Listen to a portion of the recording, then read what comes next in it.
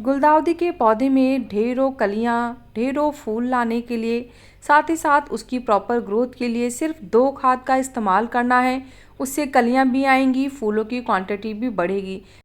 साथ ही साथ जो इसमें काले रंग के चिपचिपे से कीड़े आ जाते हैं, जिससे प्लांट की ग्रोथ भी ख़राब होती है, वो कलियों को भी एकदम सड़ा देते हैं।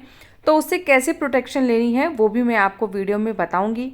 तो सारी डिटेल जानने के लिए वीडियो में बने रहेगा। तो चलिए फिर वीडियो को स्टार्ट करते हैं। सबसे पहले तो गुलदाउदी के प्लांट की जैसे ही ग्रोथ शुरू होती है, वो 2-3 इंच का होता है, तभी आपको उसकी कटिंग कर देनी चाहिए। ये देखिए, जैसे मैंने अपने जो गुलदाउदी के पौधे हैं उनकी कटिंग की थी, तो साइड से आप देख सकते हैं यहाँ पे मल्टीपल ब्रांचेस निकली हैं।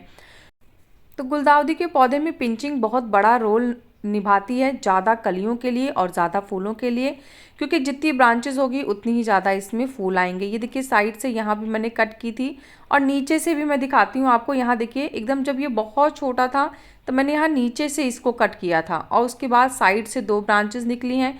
फिर उसके बाद जैसे जैसे ये बड़ा होता गया, फिर मैंने ऊपर से इसकी पिंचिंग की और फिर आप देख सकते हैं अब इस समय काफ़ी मल्टीपल ब्रांचेस आ रही हैं। पौधा अभी छोटा ही है, लेकिन कलियां भी आनी शुरू हो गई हैं। मैं आपको दिखाती हूँ, ये जो देखिए, ये भी गुलदाउदी का ही पौधा है और इसमें भी बहुत ही छोटी छोटी सी कलियां आ रही हैं, देखिए। और इसको भी मैंने बहुत छोटा सा था तभी कट कर दिया था। तो कटिंग, पिंचिंग, ये सब बहुत ज़रूरी होता है और इससे प्लांट की ग्रोथ भी होती है, मल्टीपल ब्रांचेस भी निकलती हैं। मैं आपको दिखाती हूँ, जब मैंने कटिंग की थी ना, कटिंग करने के बाद मैंने उसकी जो छोटी सी कटिंग थी वो देखिए, यहाँ ऐसे ही इंडोर प्लांट था मेरा, उसकी मिट्टी में ही लगा दी थी मैंने। और अब देखिए, इसमें भी छोटी सी कली आने लगी है। तो मतलब इसकी जो हम कटिंग करते हैं ना, उसको भी वेस्ट फेंकने की ज़रूरत नहीं है, उसको आप मिट्टी में लगा दीजिए, उससे भी प्लांट ग्रो हो जाता है। मैं आपको निकाल के दिखा रही हूँ, देखिए इसमें रूट्स भी आनी शुरू हो गई हैं। ये देखिए, कटिंग के नीचे हल्की सी जड़ें भी आ रही हैं, वीडियो में आप देख सकते हैं। तो इसको कैसे लगाना है, चलिए वो भी मैं आपको इसी समय बता देती हूँ, ताकि कोई क्वेश्चन कन्फ्यूज़न ना रह जाए। तो हमने कटिंग को काट के और मिट्टी में लगा दिया था। इंडोर रखिएगा ताकि हल्की हल्की सी रोशनी रहे, पर तेज़ धूप ना पड़े, नहीं तो कटिंग जो होती है वो जल जाती हैं, सूख जाती हैं। मिट्टी मैंने तैयार कर ली है। तो मिट्टी में मैंने क्या किया है, लगभग यहाँ पे 40% नॉर्मल गार्डन की सॉइल है।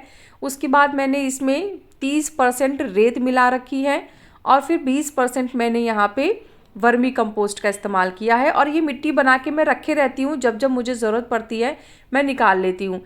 तो देखिए, उसी मिट्टी में मैंने एक हल्का सा गहरा गड्ढा किया और उसके बाद इस कटिंग को लगा दिया है। अभी हम इस प्लांट को कटिंग करने के बाद जब लगाएंगे, तो यहाँ पे अभी हम कोई एक्स्ट्रा खाद नहीं देंगे, क्योंकि कटिंग अपने में ही बहुत छोटी है और इसे बहुत खाद की ज़रूरत नहीं है। बस यहाँ पे मैंने 1 मुट्ठी वर्मी कंपोस्ट लिया है और उसको चारों तरफ ऐसे बिछा दिया है, क्योंकि मैंने ये खाद और मिट्टी पहले ही बना के रख रखी थी, तो इसलिए मतलब वापस से इसको थोड़ी सी रिचनेस देने के लिए खाद में मैंने थोड़ी सी बस 1 मुट्ठी वर्मी कंपोस्ट डाल दी है। और इसके अलावा अभी मैं इसे कोई खाद नहीं दूंगी, इसको ऐसे ही मतलब आपको लगा देना है। और हाँ, एक चीज़ का विशेष ध्यान रखना है कि अब हम इसे धूप में नहीं रखेंगे। अभी कम से कम हम इसको 5 से 6 दिन, जैसे कम से कम 4 दिन और ज़्यादा से ज़्यादा 1 हफ्ता, इससे ज़्यादा नहीं रखना है और इससे कम भी नहीं रखना है। इसको छांवदार जगह पे रखेंगे जहाँ रोशनी रहेगी लेकिन धूप नहीं आएगी डायरेक्ट। फिर मैंने पानी दे दिया है। अब ये जैसे जैसे इसकी ग्रोथ होगी वैसे वैसे इसका अपडेट भी मैं आप लोगों के साथ शेयर करूँगी। चलिए आपको दिखा देती हूँ। ये देखिए, ये मेरा इंडोर प्लांट का एरिया है। यहाँ पे मैंने थोड़े से अपने इंडोर प्लांट्स रखे हैं, कुछ और कहीं और भी रखे हैं, पर यहाँ पे धूप तेज़ नहीं आती है तो इस वजह से मैंने इसको वहाँ रख दिया है। अब मैं आपको दिखाती हूँ कि दूसरी प्रॉब्लम क्या आती है, जो इसकी इंसेक्ट वाली प्रॉब्लम होती है। पत्तों के नीचे देखिए, आप ऐसे काले काले से छोटे छोटे से दिख रहे होंगे आपको, ब्लैक होते हैं और वाइट कलर के होते हैं, और ये ना चींटियों को बहुत अपनी तरफ अट्रैक्ट करते हैं। ये देखिए, पत्तों के इस तरीके से नीचे से ही ये अपना घर बनाना शुरू कर देते हैं। और पत्ते के ऊपर आप देखेंगे तो पत्ता खूब सुंदर दिखेगा और नीचे इस तरीके से इन्होंने एकदम जाल बना रखा है अपना। तो इनको रिमूव करना बहुत ज़रूरी है, नहीं तो जो नई नई कलियाँ आएंगी, नई ग्रोथ आएगी, ये खा जाएंगे, उसे बेकार कर देंगे, पौधा अपने आप ही मर जाएगा। हमें मतलब कुछ करने की ज़रूरत ही नहीं है, ऐसा बर्बाद हो जाएगा पौधा। तो इसके लिए सबसे पहले क्या करना है, जिन जिन भी पत्तों में आपको कीड़े दिख रहे हैं वो सभी पत्तों को पहले तो तोड़ के हटा लीजिए और इनको ऐसी जगह फेंकिए कि ये वापस ना आ पाएँ, नहीं तो आप मिट्टी में दबा दीजिए। फिर क्या होगा, ये वापस नहीं आएंगे, दूर फेंकिएगा।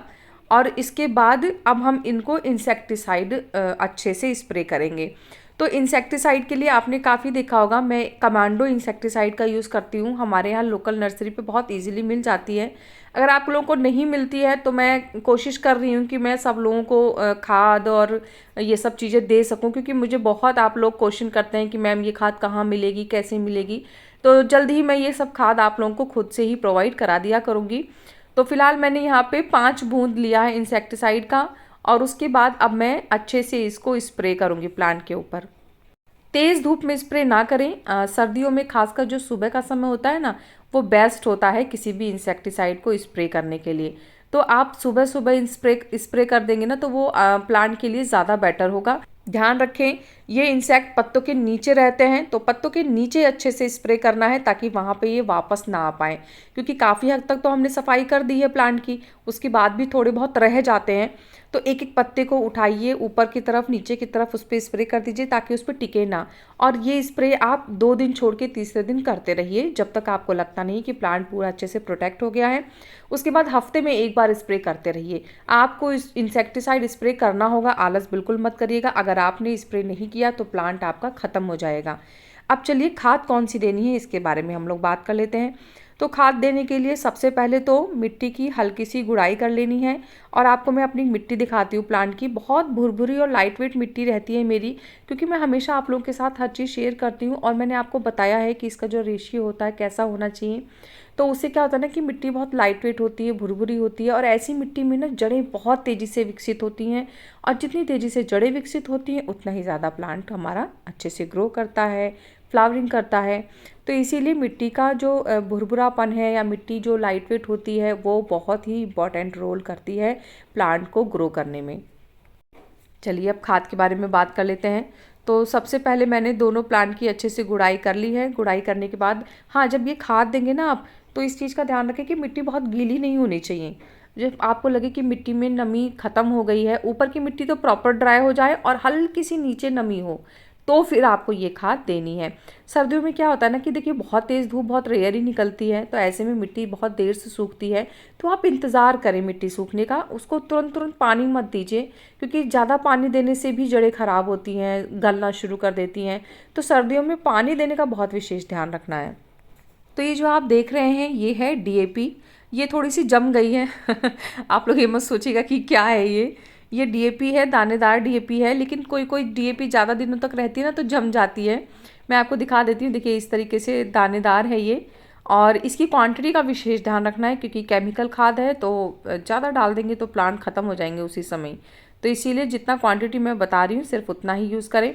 तो मैंने यहाँ पे 6 से 7 दाने डीएपी के लिए हैं। और आप ये ध्यान रखें कि प्लांट बहुत छोटा नहीं है, और मतलब मैच्योर है प्लांट। ऐसा नहीं कि आप कटिंग में ही डीएपी डाल दें। अगर आप कोई भी कटिंग लगा रहे हैं, जैसे मैंने आज ही अपने आप को दिखाया है कि प्लांट को कैसे रिपोर्ट करना है। तो जब हम प्लांट की कटिंग को रिपोर्ट करते हैं उसके बाद आप देखिए मैंने उसको कोई केमिकल खाद नहीं दी है। वो इसलिए क्योंकि रिपोर्टिंग के तुरंत बाद कभी भी केमिकल खाद नहीं देनी चाहिए। कोई खाद ही नहीं देनी है, जो मैंने बताया बस वही देना है। उसके बाद फिर आप ये वाली खाद रिपीट कर सकते हैं जो मैं बता रही हूँ। तो डीएपी के बाद फिर मैंने क्या किया है, वर्मी कंपोस्ट ले लिया है। तो वर्मी कंपोस्ट यहाँ पे सिर्फ 2 मुट्ठी मुझे लेना है, इससे ज़्यादा लेने की ज़रूरत नहीं है। देखिए जो विंटर के प्लांट होते हैं ये कम टाइम के लिए आते हैं, तो ऐसे में इनको थोड़ी खाद ज़्यादा देनी पड़ती है। और अगर आप केमिकल खाद दे रहे हैं तो फिर आप महीने में एक बार भी देंगे तो चलेगा। पर अगर आप ऑर्गेनिक खाद दे रहे हैं तो आपको हर 15 से 20 दिन में रिपीट करना होगा, क्योंकि जो केमिकल खाद होते हैं वो जल्दी असर दिखाते हैं और जो ऑर्गेनिक खाद होते हैं वो स्लो रिलीज़ होते हैं, तो वो धीरे धीरे अपना काम करते हैं। पर क्योंकि सर्दी का टाइम तो बहुत कम के लिए होता है, जैसे आप जानिए दिसंबर जनवरी फरवरी 3 महीने ही होते हैं, जिसमें दिसंबर और जनवरी ज़्यादा ठंड होती है और नवंबर और फरवरी आती जाती ठंड होती है। तो इस वजह से कम टाइम के लिए हैं, तो आप केमिकल खाद देंगे तो आपको रिजल्ट जल्दी मिलेगा, फूल की और कलियों की क्वांटिटी भी ज़्यादा होगी और ग्रोथ भी बहुत तेज़ी से होगी। तो इसीलिए डीएपी दे देना है और वर्मी कंपोस्ट दे देना है। उसके बाद प्लांट को पानी दे देना है। हमारी खाद कंप्लीट हो चुकी है। बस हमें क्या ध्यान रखना है कि जब भी हम प्लांट को पानी दें तो मिट्टी सूख गई हो उसके बाद ही देना है। इंसेक्टिसाइड का स्प्रे करते रहना है और पौधे को फुल सनलाइट में रखना है, तो फिर फूल बहुत ही ज़्यादा आएंगे। सारी डिटेल, सारी जानकारी बता दी है। इसके बाद भी कोई क्वेश्चन कन्फ्यूज़न होगा तो आप कमेंट कर सकते हैं। कैसा लगा मेरा आज का ये वीडियो मुझे ज़रूर बताइएगा। अगर आपको वीडियो पसंद आया है तो वीडियो को लाइक करिएगा, चैनल को सब्सक्राइब करिएगा। मिलते हैं फिर नेक्स्ट वीडियो में, तब तक के लिए बाय, टेक केयर।